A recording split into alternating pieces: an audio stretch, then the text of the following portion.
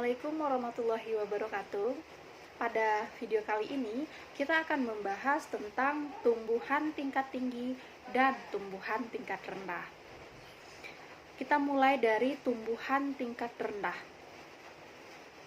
Tumbuhan tingkat rendah adalah kelompok tumbuhan yang struktur tubuh dan perkembangan organ tubuhnya masih sangat sederhana.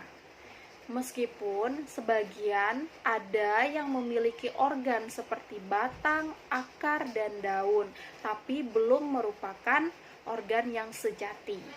Tumbuhan ini tidak memiliki bunga dan jaringan pembuluh angkut, sehingga penyaluran materi di dalam tubuh dilakukan dengan cara difusi.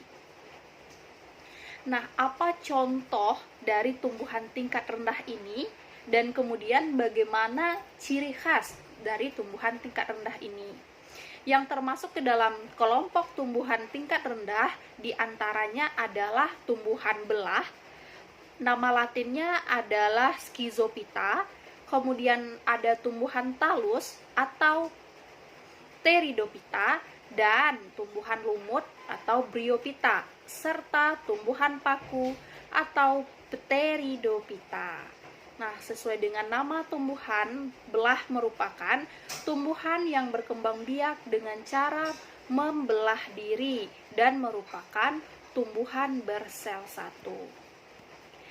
Contoh tumbuhan tingkat rendah yang berkembang biak dengan cara membelah diri adalah bakteri dan gagang biru. Tumbuhan ini dapat hidup di beragam tempat seperti di air, tanah, udara, atau menumpang pada makhluk hidup lain. Kemudian tumbuhan talus.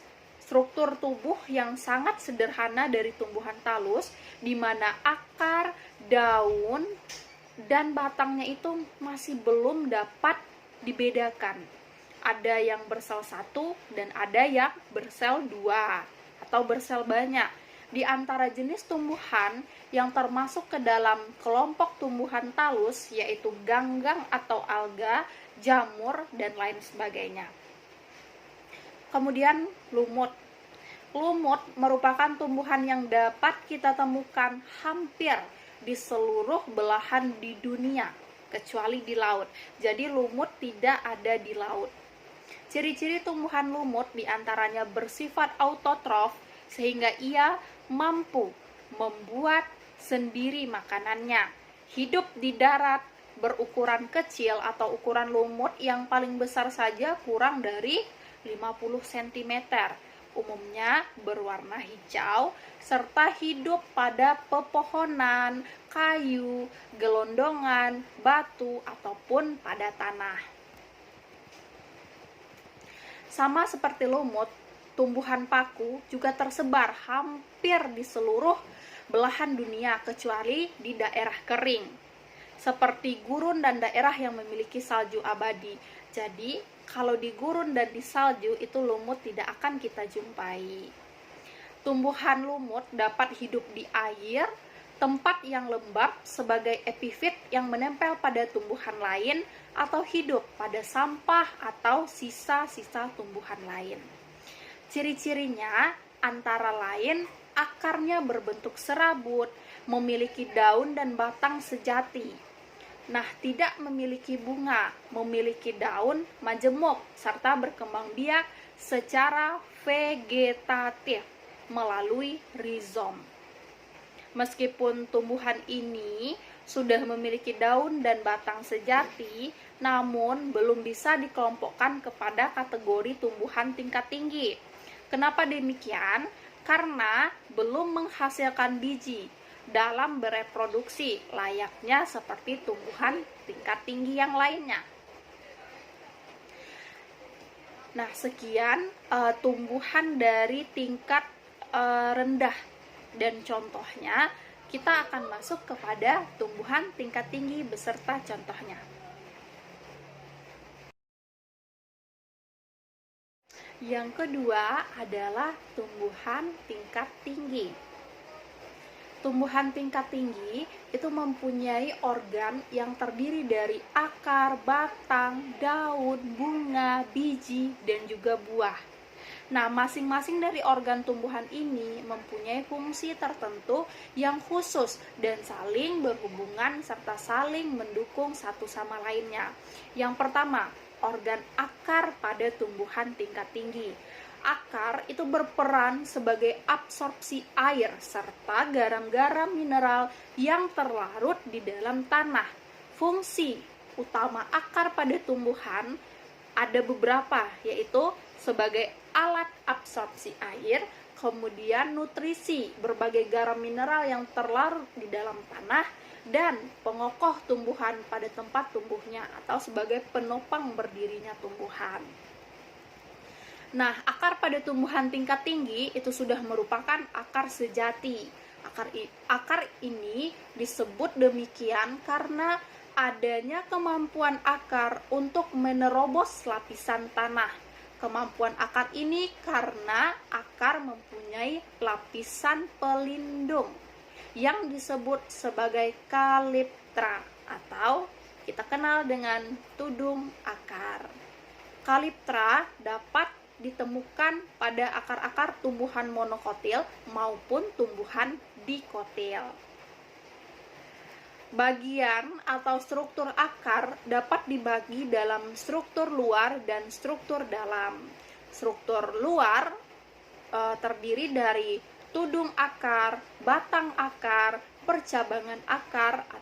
Percabangan akar ini hanya pada tumbuhan dikotil dan bulu-bulu akar. Kemudian untuk struktur bagian dalam pada akar itu merupakan anatomi akar yang terbentuk oleh jaringan epidermis, korteks, endodermis, dan stele atau silinder pusat. Ada beberapa jaringan akar. Ada jaringan epidermis, itu adalah lapisan yang terdiri dari hanya satu lapisan sel saja. Kemudian ada korteks, itu bagian dalam akar yang tersusun oleh berbagai sel yang membentuk beberapa lapisan. Kemudian endodermis, jaringan akar yang terdiri dari satu lapisan sel, dan silinder pusat atau stele, tulisannya stele. Bagian akar yang terbentuk dari berkas-berkas pengangkut, yakni xilem, floem, dan periskel. Jadi xilem, floem, periskel itu terdapat dalam silinder pusat. Nah, ini ada khusus untuk tumbuhan dikotil. Antara xilem dan floemnya itu terdapat lapisan kambium. Fungsi lapisan kambium ke arah luar adalah untuk membentuk bagian kulit, sedangkan ke arah dalam untuk membentuk bagian kayu. Pada lapisan terluar silinder pusat terdapat juga periskel atau perikambium. Periskel itu merupakan jaringan khusus yang fungsinya adalah untuk membentuk percabangan pada akar. Nah, yang kedua, organ batang pada tumbuhan tingkat tinggi. Kita mulai dari fungsi utama. Batang pada tumbuhan adalah sebagai tempat lewatnya air yang telah diserap oleh akar untuk dibawa menuju kepada daun. Kemudian menopang cabang dan daun, dan menentukan tata letak daun serta sebagai tempat cadangan makanan. Batang pada tumbuhan Angiospermae dibagi lagi menjadi 3 jenis, yaitu kalmus atau tipe batang pada tumbuhan rumput, kemudian herbaceous, tipe batang yang berair, dan tipe batang yang berkayu. Batang menjadi organ tumbuhan yang selalu mengalami pertumbuhan memanjang. Pertumbuhan memanjang ini disebabkan oleh titik tumbuh atau jaringan meristem yang ada pada batang tersebut. Proses pertumbuhan pada batang dapat dijelaskan melalui 2 teori, yaitu teori hidrogen dari Einstein dan teori tunica corpus dari Smith.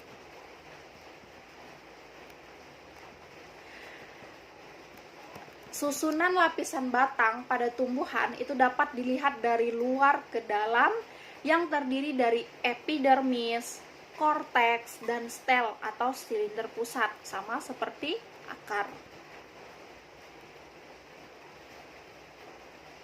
Nah, yang ketiga, organ daun pada tumbuhan tingkat tinggi. Daun adalah tempat terjadinya proses fotosintesis karena daun mempunyai jaringan parenkim yang di dalamnya terkandung klorofil, dan daun juga mempunyai kloroplas atau sel pembentuk klorofil, epidermis, dan berkas pembuluh angkut yaitu xilem dan floem. Apabila daun diiris secara melintang, maka dapat dilihat susunan daunnya yang terdiri dari epidermis atas, mesofil, berkas pembuluh angkut, dan epidermis bawah. Epidermis pada daun terdapat dinding sel yang mengalami penebalan. Penebalan ini disebabkan oleh zat kitin atau kutikula atau juga lignin. Umumnya epidermis daun hanya terdiri dari satu lapis sel, kecuali daun pada tumbuhan fikus atau bangsa beringin. Kalau daun pada tumbuhan fikus atau beringin tadi, epidermisnya itu tersusun dari 2 lapisan sel epidermis. Kemudian epidermis daun juga mempunyai stomata atau mulut daun yang berfungsi untuk pertukaran gas. Namun, khusus untuk stomata tumbuhan teratai, stomata hanya terdapat di permukaan atas daun saja. Daun juga masih memiliki alat-alat tambahan yang berasal dari modifikasi epidermis, misalnya trikoma atau rambut daun, sel kipas, duri, dan lain sebagainya. Nah, mesofil pada daun adalah lapisan jaringan pada daun yang tersusun dari sel-sel parenkim.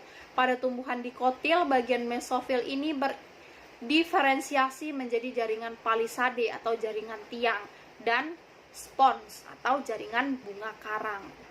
Sedangkan pada tumbuhan monokotil, sel-sel mesofil pada berkas pembuluh angkutnya memiliki ukuran yang lebih besar dengan kandungan kloroplasnya dan dinding selnya yang lebih tebal.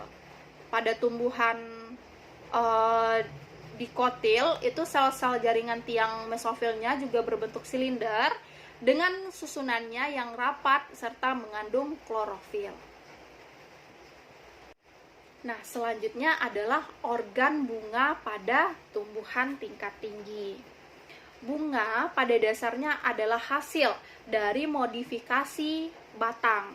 Bunga ini pula yang dapat menghasilkan buah yang berasal dari bakal buah, hasil dari pembuahan yang terjadi pada bunga. Morfologi bunga pada tumbuhan tinggi, tingkat tinggi maksudnya, itu terdiri atas mahkota, bunga, kelopak bunga, putik, dan benang sari. Jika dilihat dari ada tidaknya salah satu bagian pembentuk bunga tersebut, maka bunga dapat dibedakan ke dalam 5 kelompok. Pertama, bunga lengkap. Kedua, bunga sempurna.